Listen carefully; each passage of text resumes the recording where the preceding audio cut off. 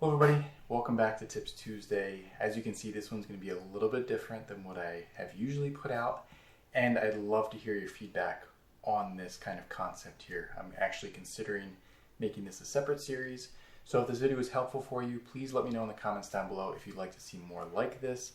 Basically today what we're going to do is I'm going to walk through an image that I took, an image that I'm pretty happy with, but we're going to break down basically how I set up the image, the things that I like about it, the things that I don't like about it, and what I would change if I was able to be in that same position again. So I'm hoping this will be helpful for you. Looking back at some of your older images is a really good way of kind of critiquing your own style, critiquing what you're doing out in the field, so that hopefully you can learn from it and be in a better position the next time you have the same kind of opportunity. So that's the game plan for today. So we're going to be looking at this image I took last fall. It is of a gray catbird. Basically, the settings here, I was shooting on the OM1 Mark II, the 150 to 400 f4.5 millimeter lens from OM system. We have an ISO of 400.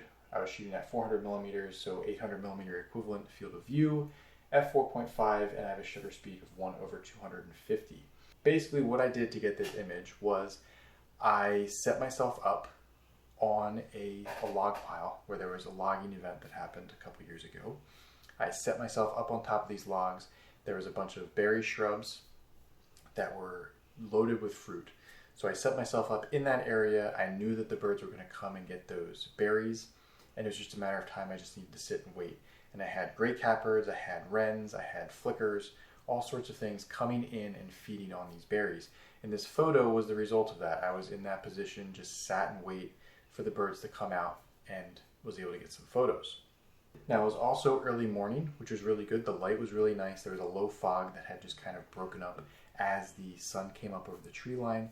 So it was a really good conditions. It was a beautiful fall morning, and I was really happy just to be out there and enjoying the morning. So let's just start with the things that I like about this image, right? So number one, I like the lighting. I already hit on this. It was a really beautiful morning, beautiful early morning light. The sun was just kind of coming up and filtering through the trees, and you can see in the background it was catching off on all the nice fall foliage. So you have these oranges, reds, greens, yellows, all sorts of nice colors. The background was also really far away from the subject. So I set myself up in a really good position so that I would have that nice separation with the subjects and the background. So it was really good, just kind of setting myself up in a good spot. My exposure settings are also good. So even though I was shooting at 1/250th of a second, I still have a nice sharp image here. You can see the detail in the head and eye of the bird. The focus was right on point, even though we had this stick right here, it locked right onto the bird, had a really good opportunity and really executed it well. Another thing is I really like the position of the head of the bird itself. So it kind of has that sideways cock. It just helps to catch some more light on the face of the bird, the cheeks of the bird, and it was just a really nice positioning of the bird itself on the perch. Now, what don't I like about this image? Okay, so number one is that because of where I was, the bird was really close to me, but I had a zoom lens, and I shot it at 400 millimeters, so I was zoomed basically all the way in without the teleconverter engaged, and I ended up cutting off the tail of the bird here. I would have liked to maybe zoomed out a little bit, got the full body, the full tail of the bird, so I could have an entire bird here on the stick. Number two is I don't like this stick that is right here on the frame. It blocks the front chest of the bird. I feel like if that stick was not right there, it would be a better image because you get the full body of the bird. Another thing is with the background. Even though the background is nice and blurred out, nice and far away, you have this tree trunk that is right here coming out of the head of the bird. Okay, so those are the things that I really don't like about it. I probably could have increased my exposure just slightly. If you look on the histogram, I do have some space here where I could have increased exposure just slightly. That probably would have increased a little bit more shadow detail down here on the feathers down here. Those are the things that I don't like. I could have improved on this image. And that's when we get into the next part of this, is what would I do differently with this image, right? So number one would be, we kind of already hit on this, I could zoom out to get the full body of the bird, okay? So that would be option number one. Number two which I think would have more of an impact in this image, is if I just position myself a little bit to the left or a little bit to the right. And I'm saying maybe about 6 inches or so, especially just to the right, because then that would push this stick a little bit farther to the left here and open up the front section of the bird so that this stick isn't blocking that section of the bird. Just a little bit of change of angle, just moving over just slightly, would reduce this branch being on the bird, and it would help with the background so that this stick wouldn't be poking out of the head of the bird as well. Just shifting myself just maybe 6 inches to the right would remove the stick coming out of the background and move this stick out from the chest of the bird as well. Or another option is if I move a little bit to the left, I'd probably have to move a little bit farther, but that way I would have this branch kind of blocking more of the bird so that then you'd have the head kind of poking out. It would be another different kind of composition where it would just kind of adjust things just enough, I think, that it would help that. And if I move to the left, I would then probably put the head a little bit farther over here on this bright section, which would help it stand out a little bit more. Right now, the head of the bird is kind of in this dark section, which works a little bit in this image because we have that nice light filtering in. It's lighting up the cheek of the bird, bringing in these light grays and whites.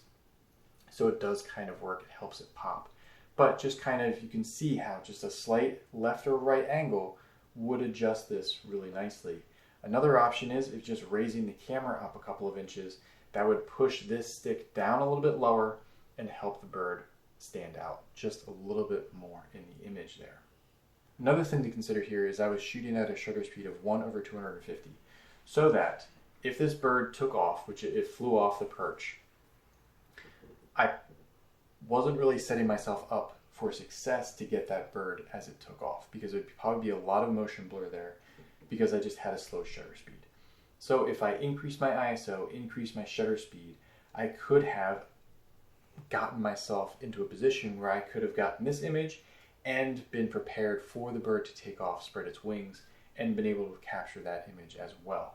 Because of the settings that I had, I was basically photographing a stationary subject, and that's where I was going to get my sharpest images. So just kind of thinking how you could adjust your exposure slightly to be better prepared for different situations as they kind of present themselves in the field. All right, now let's just wrap up here with just how I edited this image, okay?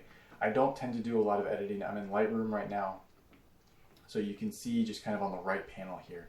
I didn't adjust exposure, but we could probably increase exposure just slightly. And you can see that just brings up a little bit of detail there, but I don't think it's really necessary because I like how the head looks. I just like how that's really a nice light section. I didn't really adjust anything here. I adjusted the whites a little bit just to make them pop a little bit more. I adjusted the blacks just slightly. I liked doing the whites and blacks versus adjusting the contrast. And then the saturation, you can see as that's how it was shot. Increasing the saturation somewhere around there just really makes the colors pop pretty good in this image. I didn't do any denoise. I did some sharpening, so you can do a little bit of a mask there, so only the bird is highlighted, and then you can increase the sharpening there just with that. And you can see that it does do a good amount of sharpening. So adding a little bit of sharpening really kind of makes the feather detail pop, and because it's the only thing that's highlighted, that's the only thing that's getting sharpening added to it. I don't need to do any noise reduction because I was shooting ISO 400. There's basically no noise in this image whatsoever, so no worries there. And then for cropping, I mean, obviously you can do a lot of things here. I usually do 2:3 or 4:6 for my cropping, just because I tend to like that aspect ratio. And because this image, I mean, this was a full-size file here, I didn't crop it at all. I honestly like just having something like that. So I don't really heavily edit my images typically, just something very simple, trying to keep it true to life as possible. And this one, there's some images where you just don't really need to edit too much, in my opinion. Obviously you can edit however you like to. For me, I just like to keep it simple and just kind of bring it back to how I remember the scene when I was there. So that's it for this Tips Tuesday. I hope it was helpful for you. I hope you like this concept. If you do, or if you have any comments on this kind of concept, this kind of material, let me know in the comments below. Again, I'm considering doing this kind of format as a separate series if you think it is helpful for you. I always like looking back at past images to see how I would do them differently. Just it's a good way to help you improve in the field, learn from your past mistakes, and so you can adjust them in future sessions. So that's it for this week. Again, this kind of ties into everything we've been talking about in this series, understanding lighting, positioning, animal behavior, and just tying all those things together so you can get yourself into a good opportunity to get the photos of the wildlife in front of you. So that's it. I hope you enjoyed, and I will see you again in the next Tips Tuesday.